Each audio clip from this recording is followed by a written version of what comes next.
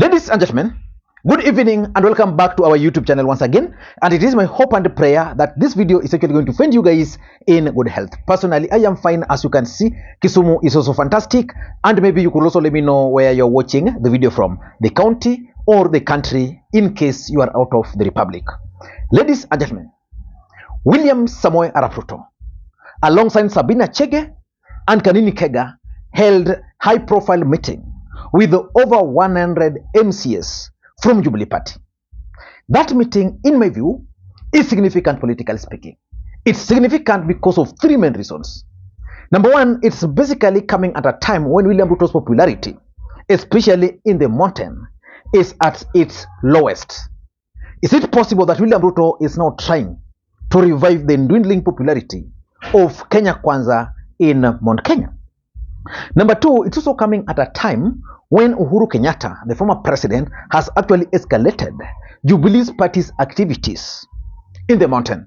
We've seen a series of political meetings in Mount Kenya and other counties which are usually dominated by the Kikuyu nation. And of course, it's also coming at a time when the country is shifting their focus from economic issues to 2027 with the presidential election. So in this video, I want to reveal to you guys some shocking reasons why William Ruto held that high-profile meeting with Jubilee MCAs. Before we do that, for those who are watching this channel for the first time, please take a second or two, click that subscribe button so that next time we produce a video like this, YouTube will automatically notify you. What we do on this channel is that we analyze politics in a way you can't find any other place. So the best thing you can do is to subscribe so that anytime we produce a video, YouTube will notify you. And to the subscribers, I want to continue thanking you guys for your continued support, because without that support, this channel cannot be where it is. Ladies and gentlemen, without any further ado, allow me to dive in. By the way, yesterday, William Ruto was in Nyahururu, and the residents of Nyahururu boycotted his event.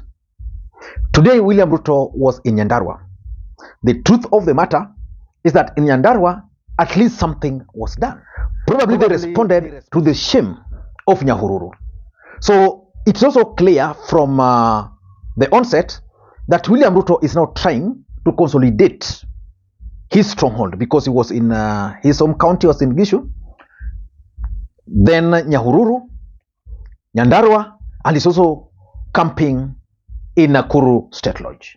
But why do you think William Ruto held a meeting with the MCAs from Jubilee Party? Are those MCAs even significant politically speaking? The truth of the matter is that if you follow the politics of this country, in 2021, during the BBI, almost all counties voted in favor of BBI. But that document was very popular, which means MCAs can vote based on what they are getting. But let me not get into that. Let me give you the shocking reasons why William Ruto held those meetings with the MCAs. Number one, William Ruto is sending a message to Azimio, and particularly to Raila Odinga, over the bipartisan talks, that is not going to honor anything as far as the bipartisan talks are concerned. The truth of the matter is that Raila Odinga played into the hands of William Ruto by agreeing to that bipartisan talks. So the committee met, Raila Odinga called off the mandamanos, the committee met, they came up with a report. And one of the recommendations in those reports is about the respect of multi-party democracy, which means William Ruto is not supposed to interfere with the affairs of other political parties. So by meeting with Jubilee leaders, what William Ruto is doing in essence is that is telling Raila Odinga, is telling Azimio and whoever cares that that report, that bipartisan report to him is nothing. Otherwise, if he had respected that report, I am 100% sure William Ruto understands that there is a dispute in Jubilee, and therefore he would not have met with those leaders. And if you look at the sitting arrangement during that meeting, Sabina Chege is recognized as a party leader. Kanini Kega is also recognized. Is he the Secretary General or what? I don't know. But the truth is, William Ruto has delivered a coded message to Raila Odinga, to Azimio, as far as the bipartisan talks are concerned. So to Raila Odinga, you wasted your time with that bipartisan talks. William Ruto is not going to respect it. Number two, William Ruto is also responding to Uhuru Kenyatta's latest moves in the mountain. The truth of the matter is that William Ruto is losing the grip of the mountain. Then there was the question of where were those guys going to? They were going nowhere, which means they were just dissatisfied. Then they were just hanging. Then they started requesting Uhuru Kenyatta to actually go and talk to them. Uhuru Kenyatta did not do that. But because of the failures of Kenya Kwanza, these guys started regretting why they did not listen to Uhuru Kenyatta.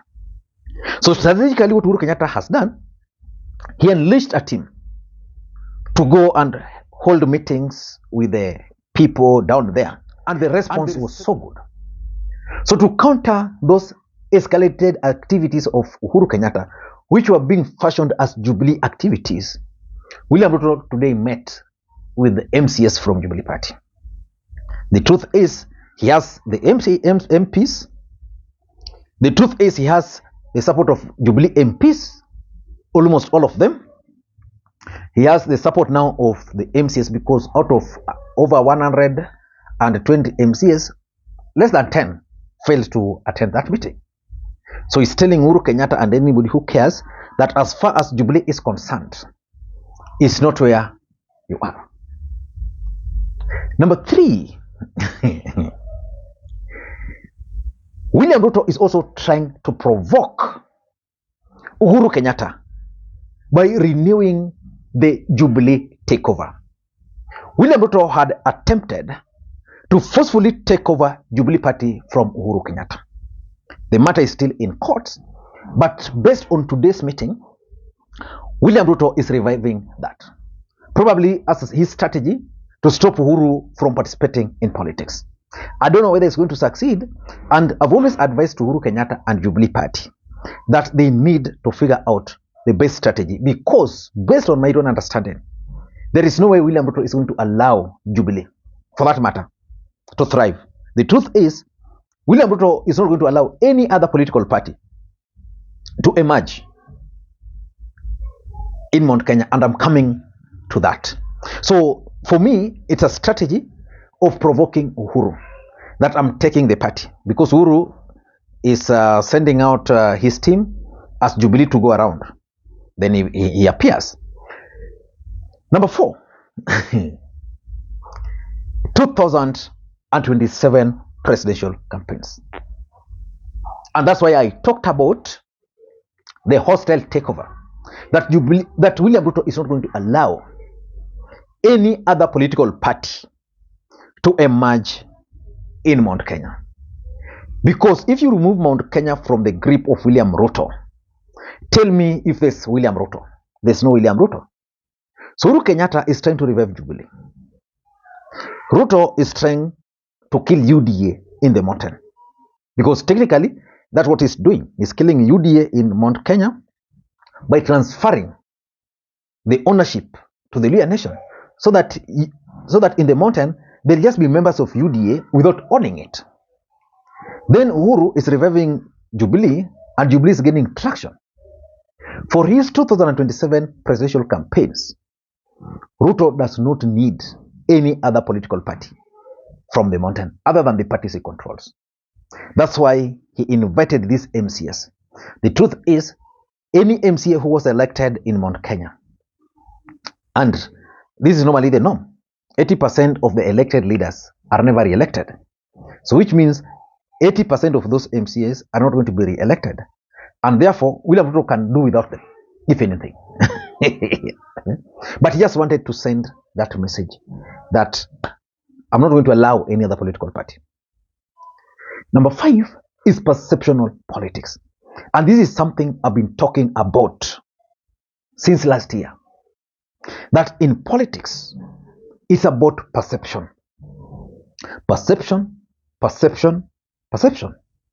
Uhuru Kenyatta started these activities. The traction was there. The people had started going there. Uhuru Kenyatta was re-energized. Then next, have Jubilee. Tomorrow, I won't be surprised that Sabina Chege will call for a meeting or will start moving around Mount Kenya. Because the truth is, without Ruto, Sabina Chege and Kenyan Kega cannot move. They can't fuel a vehicle for 1 week. That is the truth. The way Uhuru Kenyatta has been fueling